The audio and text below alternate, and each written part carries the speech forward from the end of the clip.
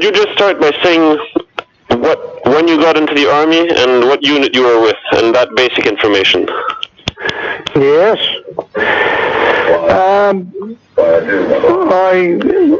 volunteered for the army in 1939. I went overseas in 1940. I was put into the 24th Battalion on the Breen carriers. Okay.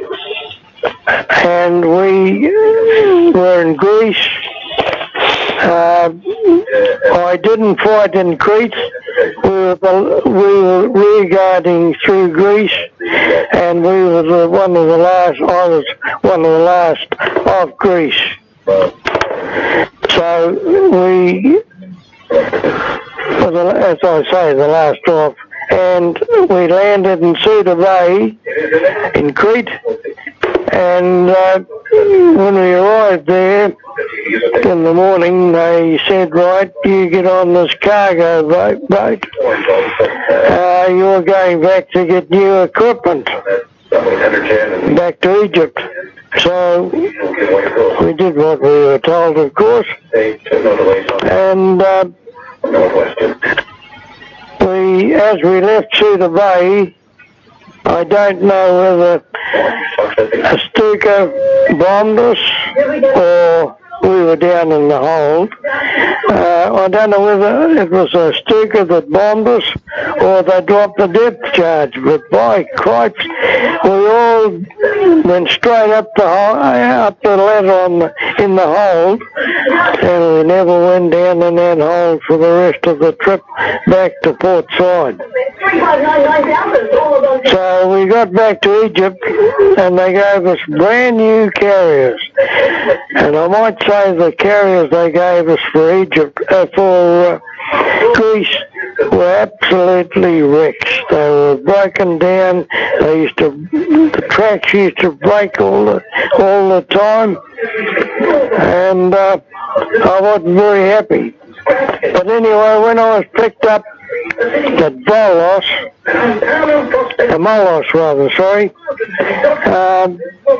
I was picked up by an ASC officer, and I got on to him. I said, I don't know why the hell I was put into one of these carriers. I came over as a transport driver. So he said, well, if you want to get into transport, put in an application when you get back to Egypt, and I'll see what I can do. And as the course went through, I got into it. So I spent 4.5 years virtually in the DVM, First Ammunition Company. Okay. So you were attached to the New Zealand division as the First Ammunition Company? That's right. Okay. Now, we went up the blue, we went through the wire in 1940, up past Merseymatru, and I forget the name of the place, but anyway, it was further up than Merseymatru. We went through it was the Egyptian wire, and then we were in Lybia then. Anyway, we went through there, and there was a couple of scraps there on Durna, and I can't think of the other name of the other place on the coast. And then we finished up up the side of Tabuk, Hellfire Pass and round there. And we were having to go back to get ammunition and supplies. Sometimes we had a job carting supplies. And one instance I can record was we were going back for ammunition this morning, and it was Gambwood Aerodrome. We were taking this officer of ours. I don't know, he wasn't very good, but he took a shortcut across Gambwood Aerodrome. Okay. Unbeknown to us, this had just been captured from Jerry that morning. And in those days, we didn't have the aircraft and signature RAF on the cab, top of the cab. And the officer had to get out and wave a different coloured flag each day. But our officer, as I say, he was useless. He didn't wave the flag, and we were halfway across the aerodrome. Next thing, we were raided by the RAF. They pattern bombed us, and I don't know whether you've had anything to do with pattern bombing, but they go one way and the other way, and they bombed and strafed, and boy oh boy, that's tough. But anyway, my spare driver, first time in action, I'd always told him to get underneath the motor or the rear end, the four-wheel drive end, and he did what he was told. I was driving. I panicked. I jammed on the brakes and just dived out of the cab because the muck was flying everywhere from the machine guns. Anyway, after the stink, one of these planes landed, and we all got out, and when I went back to the truck, I said to Albie, "Where are you, Albie?" And he stood up, and shrapnel had gone through the engine block, gone through the back of his back and come out his chest. You could have put your fist through. And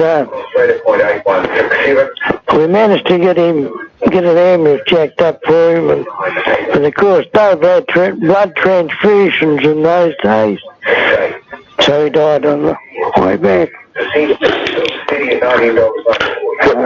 What was his name? That was the RAF. No, what was his name though, of the driver? Albert Story. Okay. There's a plaque for him at Alamein. I saw that. I was over there last year with the contingent that went over for the memorial, and I found it. But there was about from memory, 6 injured as well, and they were taken prisoner, but they all managed to escape from Bardia. But my truck was just a wreck. All the tyres were down, but anyway, the workshops, they came and towed me back up to workshops, and my sergeant, I was a bit of a wreck, and they said, "Righto, you get and change those wheels," because those days you changed the whole wheel if you had a puncture, and I changed the whole lot. And while I was doing that, they took the other motor out and fitted another one in, and then we got word we were going through, just before dark, we were going through the corridor into the book to relieve the Aussies. And so they didn't have time to couple up the gearbox, so I was towed through. And we went through the 18th Battalion, so that was the front line. And we were towed through, and they kept screaming out now and again, "For Christ's sake, don't run over us." They were in the slip trenches. Okay. We couldn't see in the dark. So we finally got into Brook, and we were there for a few weeks, unloading the boats and doing the odd jobs, you know. And then we were relieved and went back down through Hellfire Pass. And I don't know whether you've heard of Hellfire Pass, but it's like a big, what do you call it? The town of Saloum there, sort of hill behind Saloum. It's like a big a mound of sand. What they call them? A dune or something, you mean? A dune, that's sand dune. A mighty big one. And it's pretty tricky going down there because you can't get too close to the edge. Anyway, we got down and back into Mercer through. And I think from memory, we went back for a break then. I think we got, I think that was the end of that part. And I've got an idea that's when we went up to Syria. My memory's a bit vague on some of it, but we spent, I think from memory, about 6 months in Syria, because we didn't know whether Jerry was going to go, or the Russians were going to go with Jerry, or with the British. Yeah. But we had to do all gun emplacement, stuff for the gun emplacements and all that. And they were pretty hair-raising. Some of the place we had to take the cement, pretty steep places. And then we got a job carting wheat and dates out 90 miles straight towards Russia. And we were taking them to those Bedouin tribes that Saddam killed. And we had one interpreter. None of them could speak English, apart from the interpreter. And that was an education too.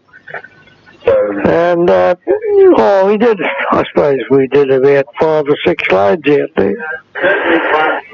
And, been a lot of fun doing that. A bit scary at times because they've all carried their rifles on there and bandoliers and a great big dagger. And, like you see in the pictures. But, that was quite an interesting episode. Then, of course, we got word that we had to go back to the desert. So, before that, I was taking the leave truck up to Damascus, and I managed to park it in Nairn Brothers. I don't know whether you've heard of them. They were First World War Kiwis, and they never went home. They went and started this bus service to Baghdad. And they had a really good service. And I've never seen such a real great setup it was. They had all in the workshop, all the tools were on the wall, and the Arabs working there, they did a brilliant job.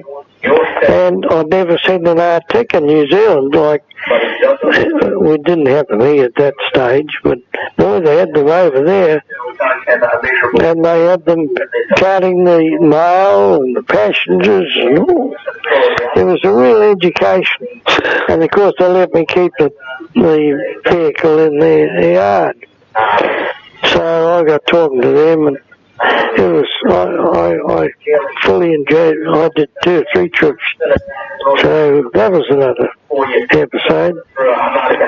But anyway, after that we left Syria and set off back to go to Egypt, and we went past the Sea of Galilee and then across right through the Sinai Desert, and we broke, New Zealand did break all records. We shipped it from Syria right through to Merseyrail in 4 days.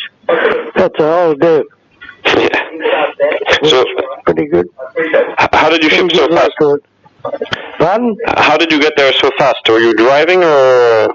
Yeah, we were driving. Yeah. I carted the 18th Battalion Cook's truck. We didn't cart ammunition. We were just carting troops and all the different parts of the div. But it was a fast trip, I'll tell you. And as we got to Darba, which is not far from Alamein, and all the bombs were coming back, and they said, "What are you silly buggers going back up there? Jerry's up there." Because we didn't know. So we were doing what we were told. So we got up to Merseyrail, and they gave 5 of us a job to cart mines up the Cedar Road to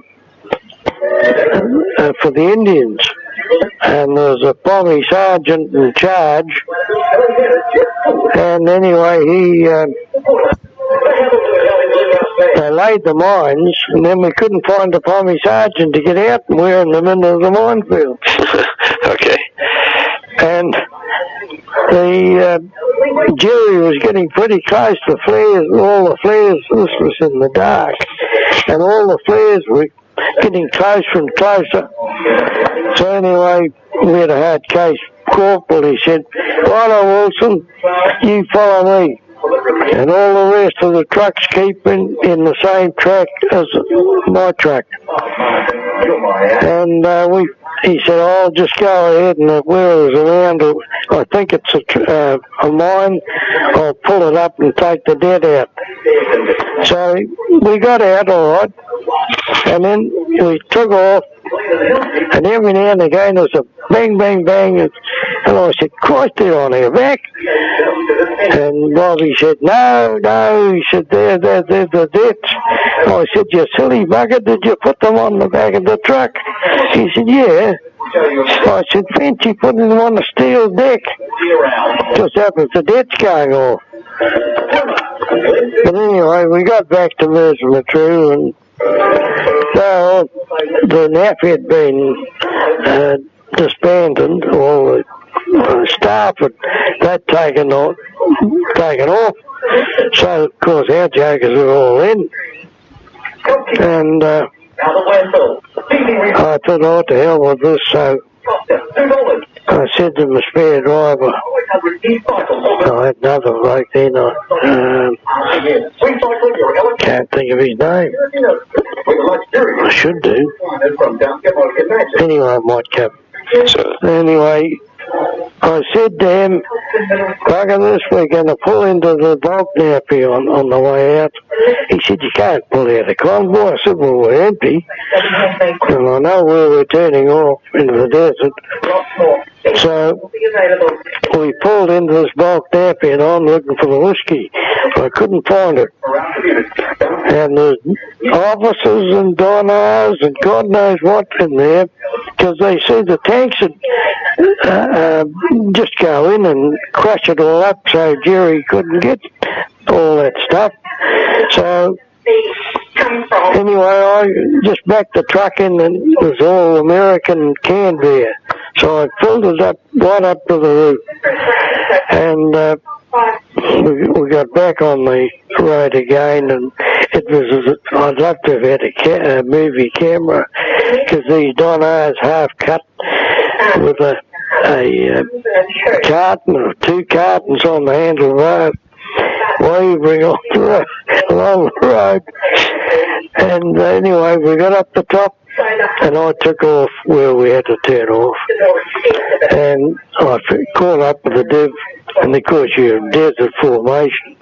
So I just hold up a cannon, and the boys had just come in, grab a cart and slope off.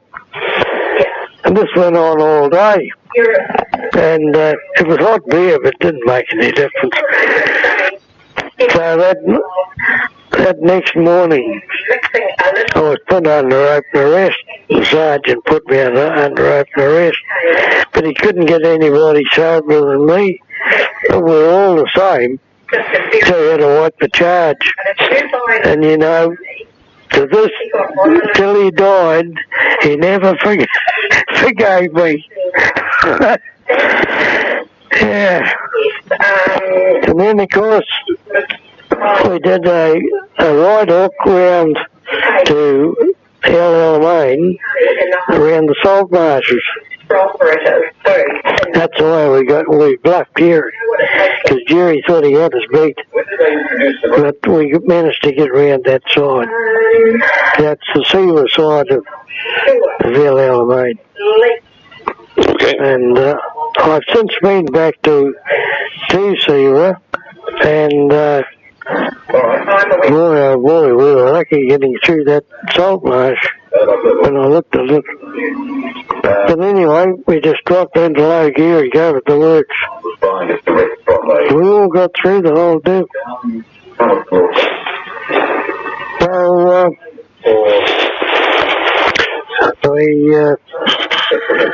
we were flat out carting 25 pounder after that, ready for the big stoush. And boy, that was a whopper. You'd never seen anything like it. I believe you could see it back in Cairo.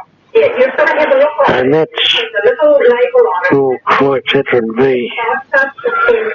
70 or 80 miles. Might have been longer. No, it would have been longer because it was up the Jaggers reckon that hill when they could see it. So, it'd be 100 miles. But that's about all I could really tell you. And at this time you got back to the Alamein area after this going through the salt marshes, eh? Yeah. Yeah, and they were getting all prepared for the Alamein breakthrough then. And they had all their dummy tanks and dummy trucks and God knows what up front near the front. They do it at night. Dummy tanks and honey tanks, the bigger tanks. But we were mighty lucky we got through, you know, because Montgomery, I reckon he's got a lot. Well, he was lucky because the Pommy officers were about 10 or 12 miles beyond the lines, you know, and our general, Tiny Fireberg, he led from the front, right in front. He had a small honey tank, and got a cobber. He's just about on his last legs now, and he was the signaller in that. He wrote a book, Salamander's Brood. Okay. If you can ever get a hold of that, it's a great book. It's not a big book, but that was a brilliant book. And so, during the Alamein period, you were still busy driving ammunition up to the front all the time? Carting 25 pounder, as quick as you could take it up over fire it. So you were transporting shells? Pardon? You were transporting shells for the 24 pounder? Yeah. Well, you got your shell and your cartridge. You got two. The shell's in one box and the cartridge is in the other. They both go together. They mix. You cart the shell and the cartridge. That's a load. Okay. And were you ever attacked by the German Air Force during that time?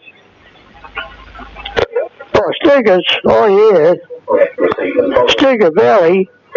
That was pretty heavy. I had a load of Stuka Valley. The artillery used to come down and pick up.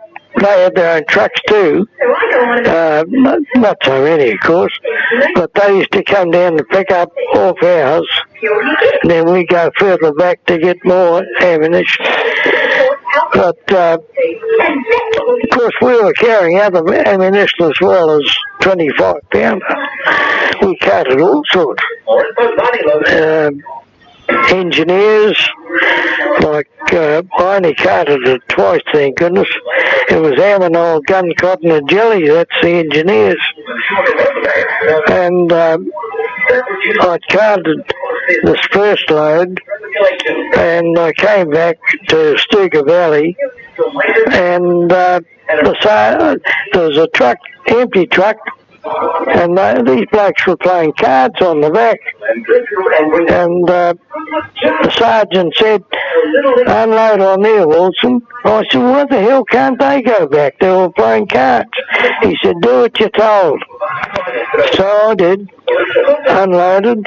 I went back and got another load, and on the way, I'm just coming into the area, and there's Stuka raid, and they got a direct hit. Now that truck, there was nothing left, only the front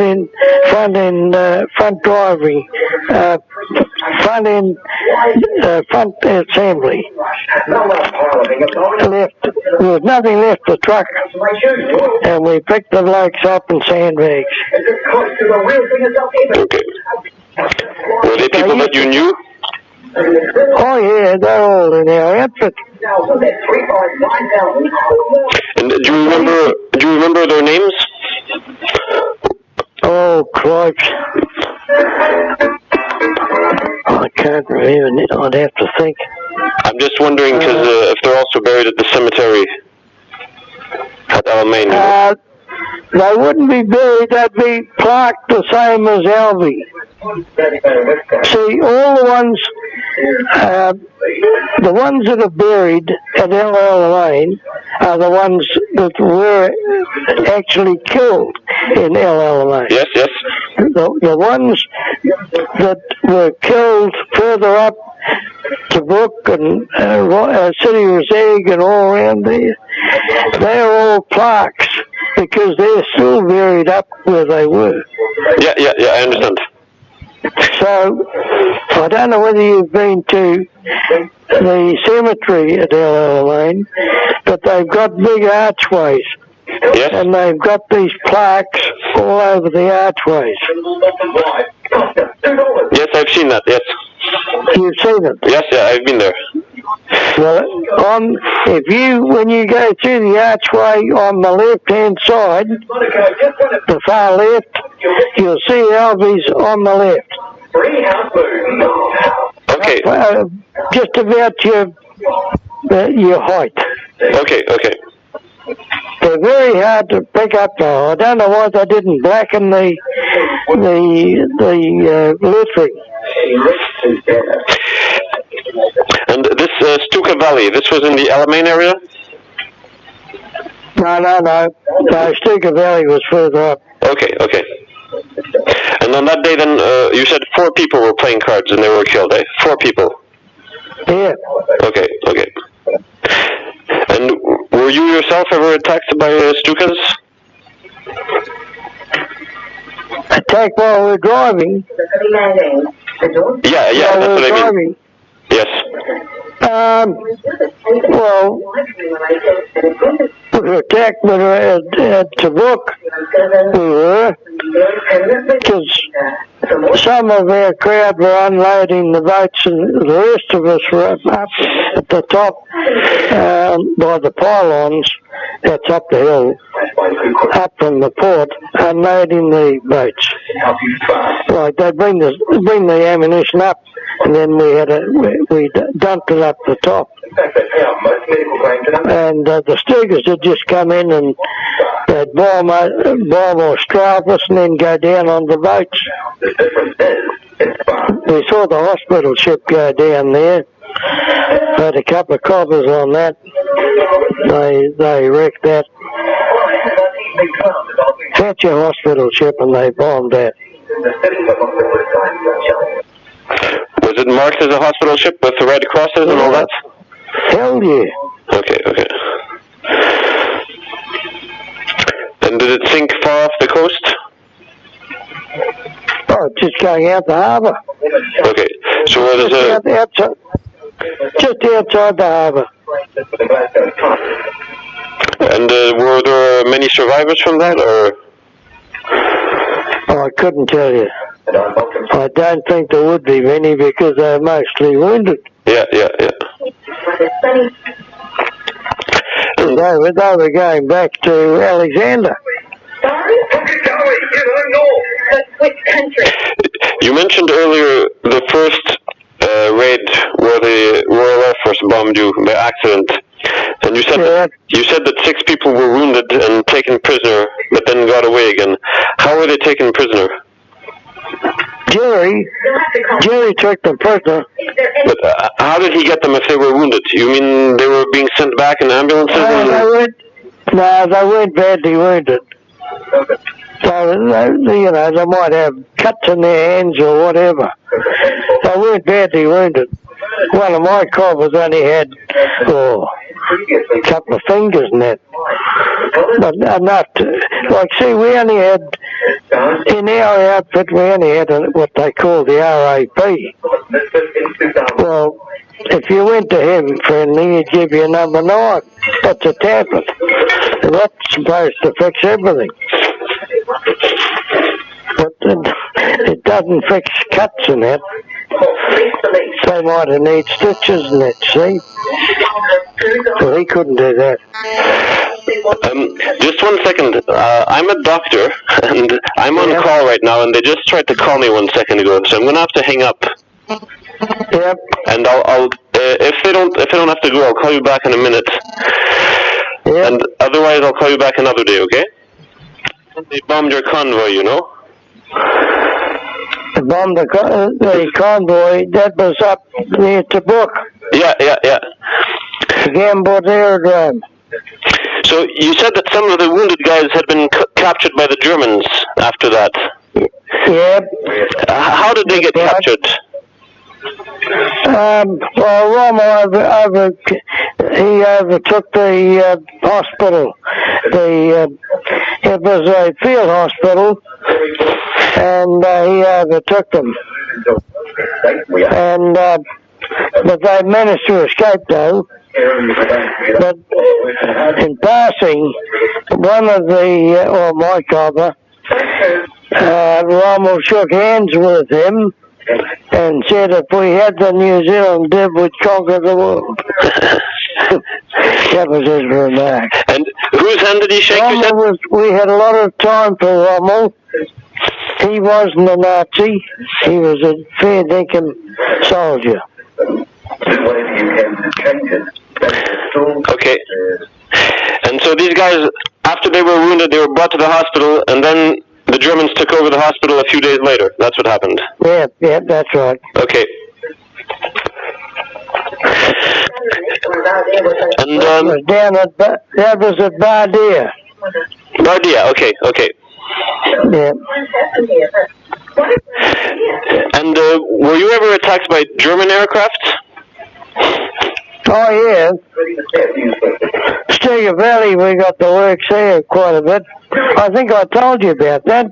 The guys who were playing cards, yeah? Yeah, playing cards. Oh, yeah, you told me about them. Yes. And I forgot to ask. You said the wounded guys escaped afterwards. How did they escape? The guys from the hospital.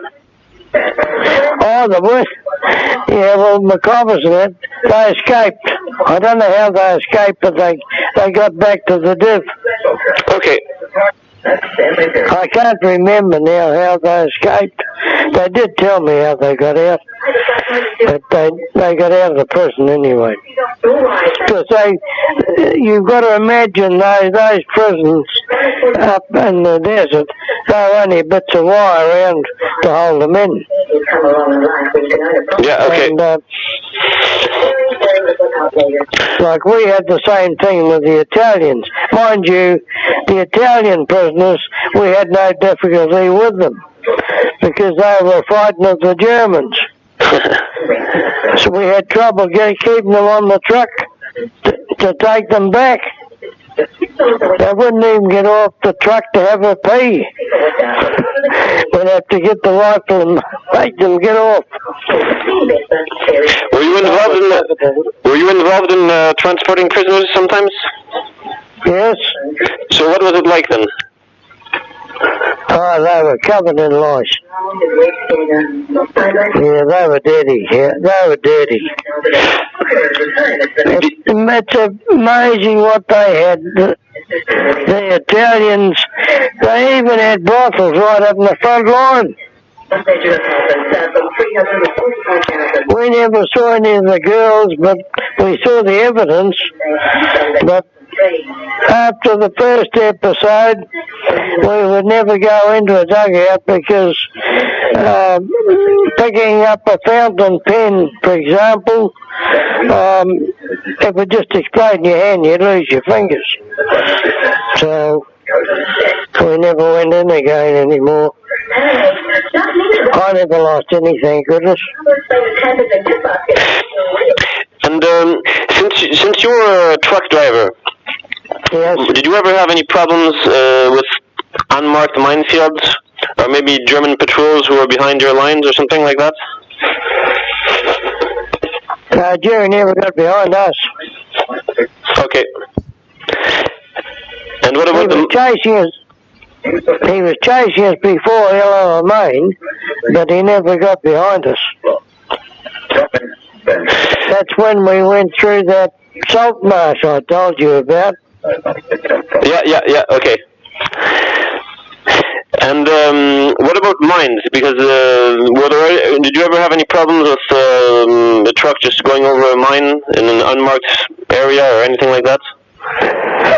I did that in Italy. I got word that I was coming home.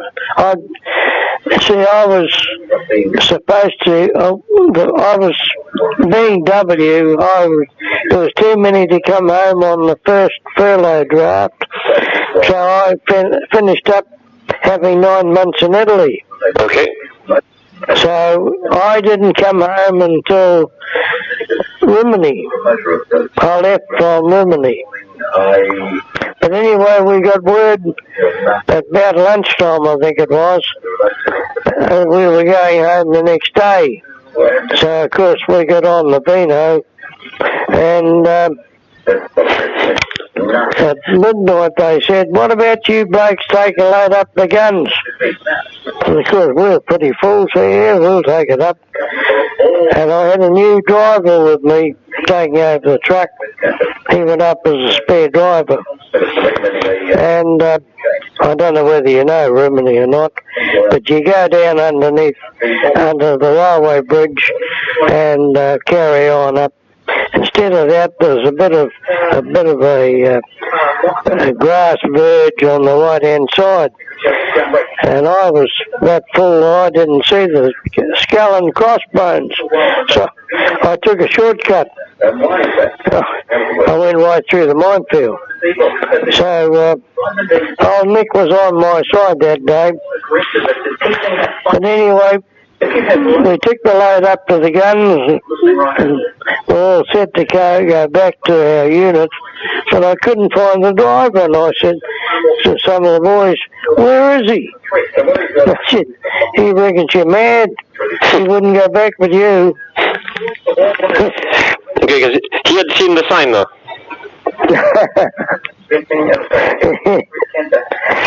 Yeah, that was my last job.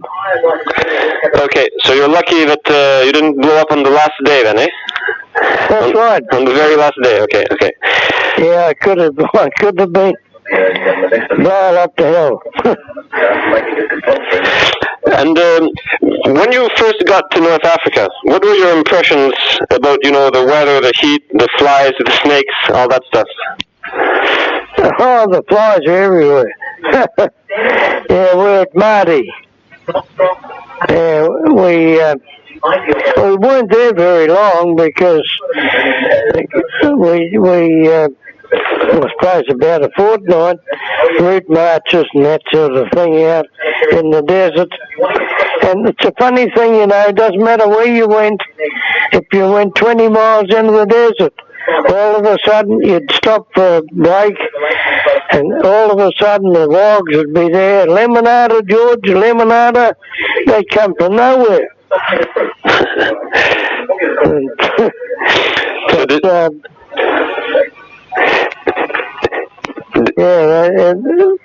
But we were there a very short period of time. We were shifted up to Amaria then, and that's where we left to go to Greece.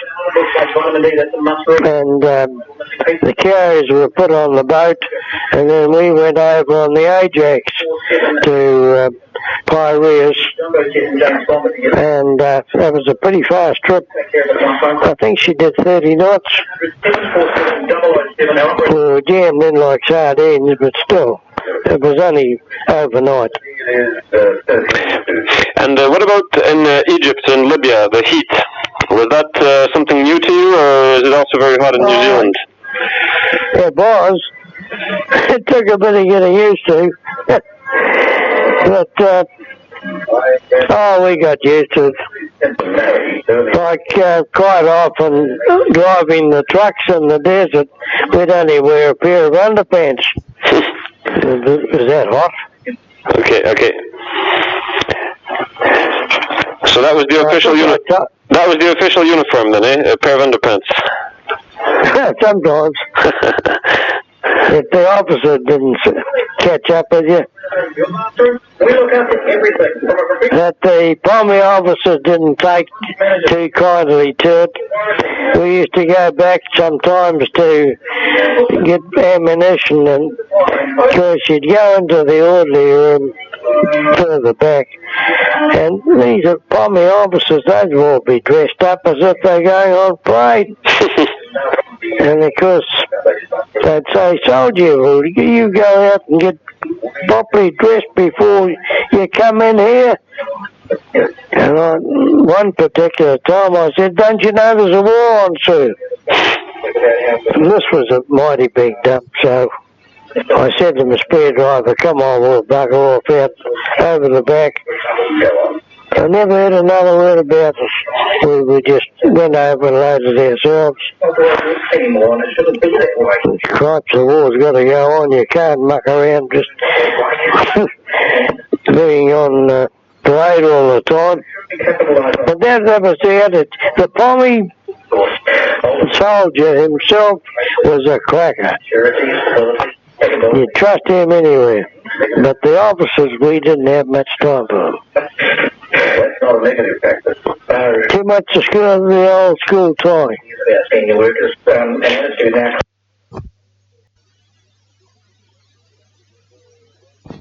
Allies, the French, the Indians, the Australians. What was it like? Did you ever have any encounters with them? Yeah, well, the Indians. I charted way up to Derna. I had to cut, because some of the Indians, their religion, they have to have their goats killed on the spot. And I carried these three goats in the back of the truck, and I put the camouflage net over the front. and the cover down at the back, and I thought, oh, well, I'll be safe enough. And I get halfway up, and the next thing you hear, Mom! You look around, and they're eating through the camouflage net. But, no, we got all right with them. Because they made you have a meal with them, and by God, that curry's hot. But we got on well with them. Like when we laid those mines, they carted the mines for the Indians, up from Mersma towards Siwa. They were all Indians. There was only one Pommy sergeant in charge, and they were all happy as Larry. And could the Indians mostly speak English, or could they only speak their own language? No, they could only speak their own language. Okay. That's why we had to have the Pommy sergeant as an interpreter, more or less. And he could speak Indian, the sergeant? Yep. He's probably a guy who lived in India his whole life or something, eh? He probably probably was over in India before. Okay. And did you ever see the Free French troops? Not much. We didn't have much to do with them. No, I hardly saw them. They were further over. Okay. And what about the locals, the local Arabs in the desert? Did you have any contact with them? The Bedouins? Yeah, the Bedouins. I only saw them in the distance. We had more to do with them up in Syria. Okay. That's when I told you we were carting the wheat and dates out towards Russia. Yeah. Those two tribes that Saddam knocked off. And in Egypt or Libya, they didn't try to come and I don't know, trade food, trade things with you or anything like that? No. Okay. No, they more or less kept themselves. I think the long-range desert patrol probably did. I had a couple of cobbers in that. And that was very, I went up to see them about 4 years ago, and by Jove, that was an interesting place. That was their headquarters. You almost need to have it so high, it's almost very hard to read. It almost keeps the meter. And do you remember anything about the actual day when the Battle of Alamein started? Like, did you see it, or was there anything particular for you? I mean, since you were a truck driver, maybe you didn't notice any difference, but... Well, when it started, because boy, you hardly hear what an earmuffs. So you were near the front when all the cannons fired that night, eh? Yeah, well, we're all there when it started off. But I mean, as I told you, we weren't near right there in the front line. And were you ever involved in carrying wounded back to the hospitals or something like that? No. No, they had, I guess, ambulances for that, eh? Yeah. Okay. And you mentioned before that the Italians were always covered with fleas. Was that the same with the Germans, or was there a difference between the Germans and the Italians? No, the Germans weren't as dirty as the Italians. But they were arrogant cows. The Germans? They'd spit on you anything. That wasn't a fair thing of German, that was the Nazi. Did you actually have that happen to you firsthand? Oh, yeah. Yeah, our first job when we got to Egypt was the first night we had to guard the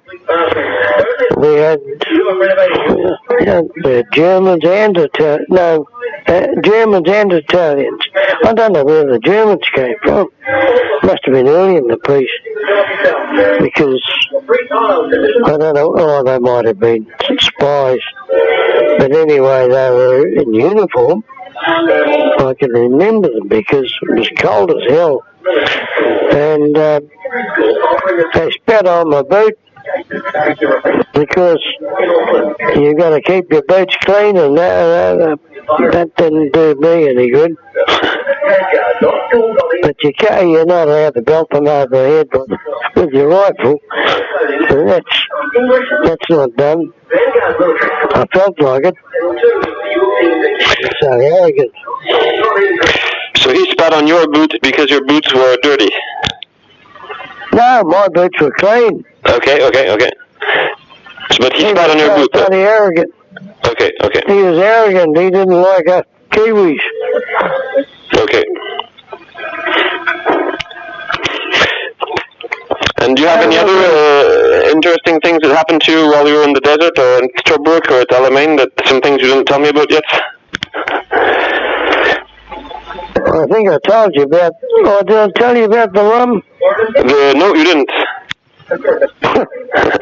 Well, we had some of our blokes down unloading the boats. Like I told you about us going through the corridor, didn't I? The Stuka corridor. Yes. Yeah. Well, then, once we got into Tobruk, we relieved the Aussies, and then some of our blokes were unloading the boat, and then we were right up on the pylon.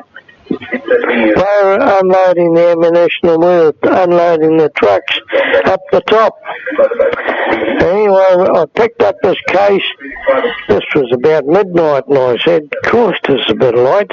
This was the cartridge. The cartridge case is lighter than the shell. And then you open the lid and cripes, there's a half-gallon jar of rum. Navy rum. So, we opened that up and smartly, and we had a mug full each. We didn't worry about Jerry coming over them with the Stukas, because he was coming over and then going down, strafing and then going down into the harbour, bombing.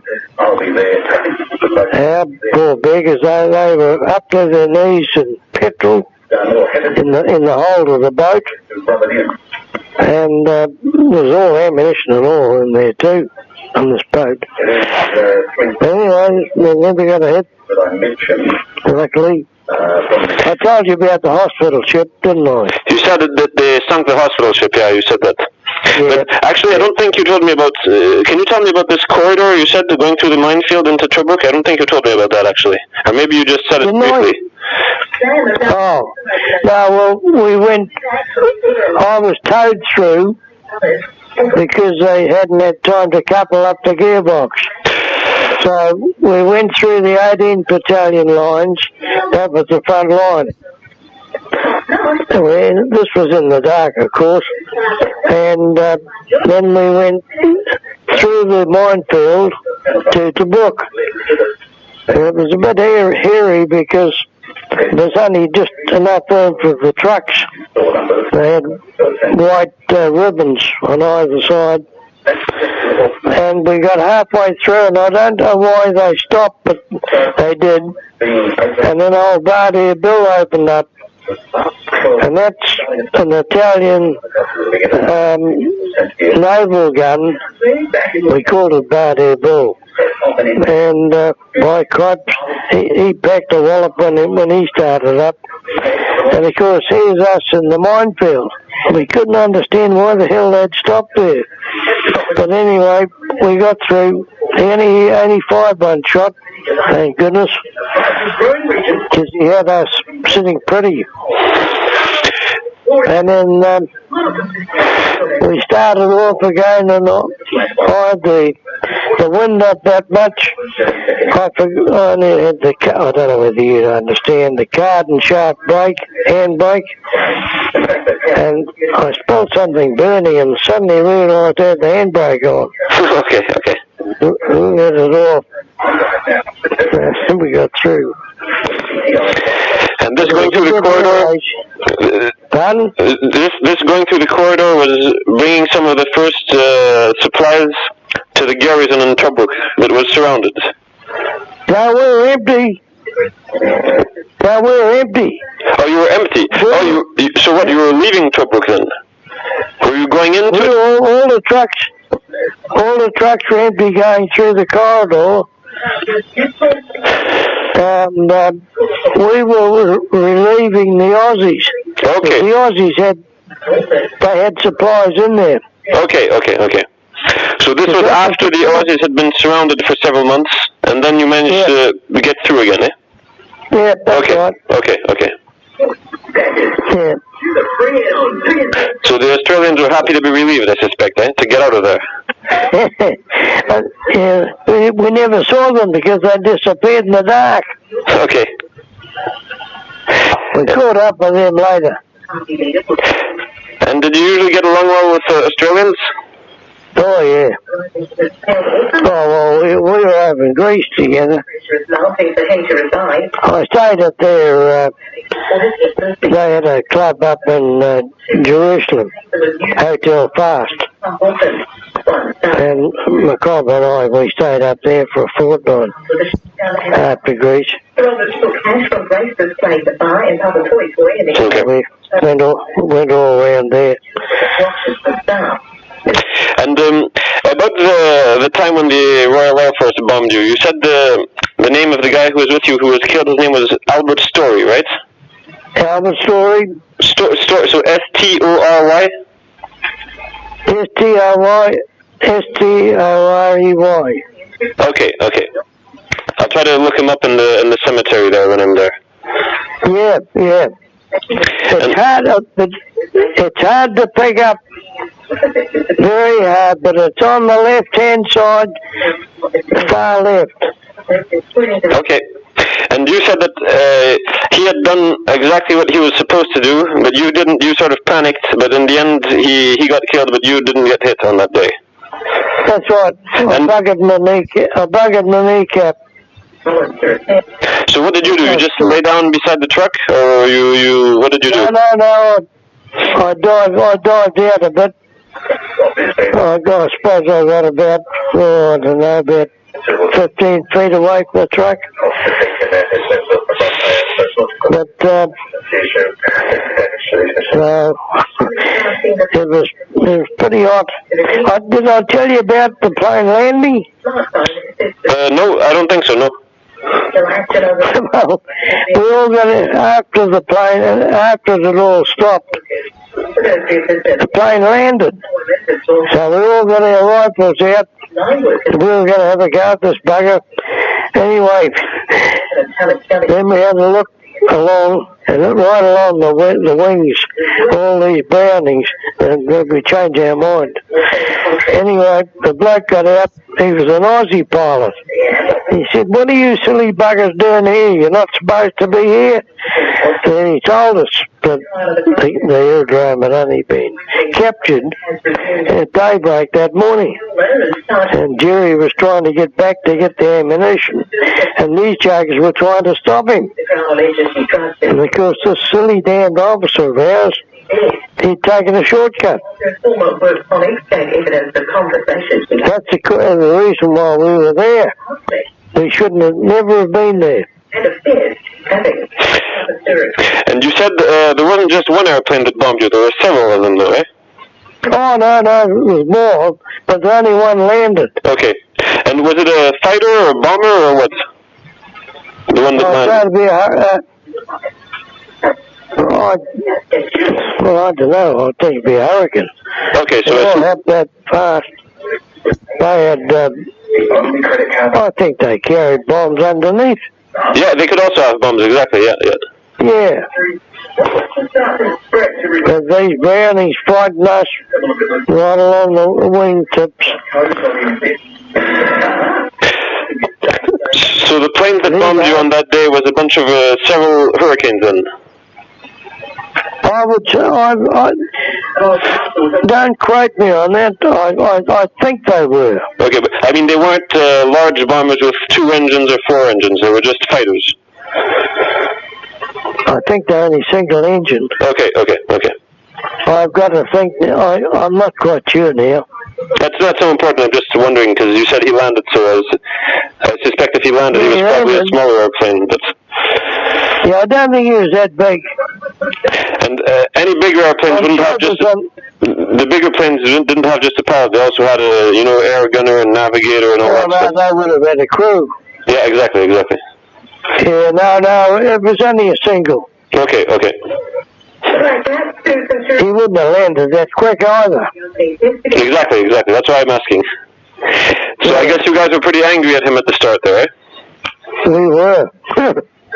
Especially after we saw Albie.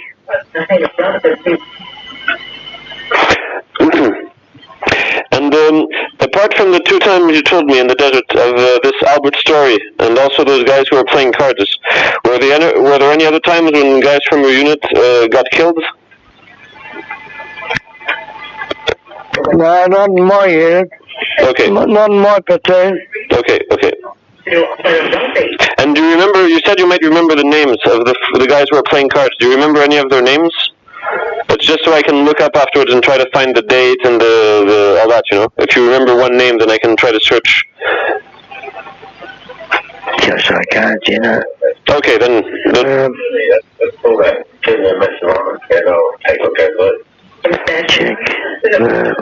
It doesn't matter so much. I'm just asking. But if you can't remember, it's after so many years. It's not surprising you can't remember. No, I'm afraid I'm sorry. And what? I can see their faces, but I can't put a name to them. And what would happen to the bodies of the people like that? You said you picked them up, and did you bring them to a cemetery afterwards, or how did that work? They'd be buried, and then that's how the plaques will be at like Albie's. They'll be at Alamein.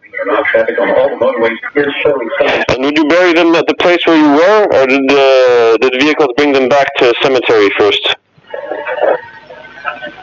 I can't really tell you. Okay. It probably depended. Yeah, because I know that all those plaques were further up, like earlier, because Alamein, they've got crosses in the cemetery themselves. Because I had a cover that was going with me, and at the last moment he couldn't go. He had cancer of the spine. The brigadier found it at the last moment.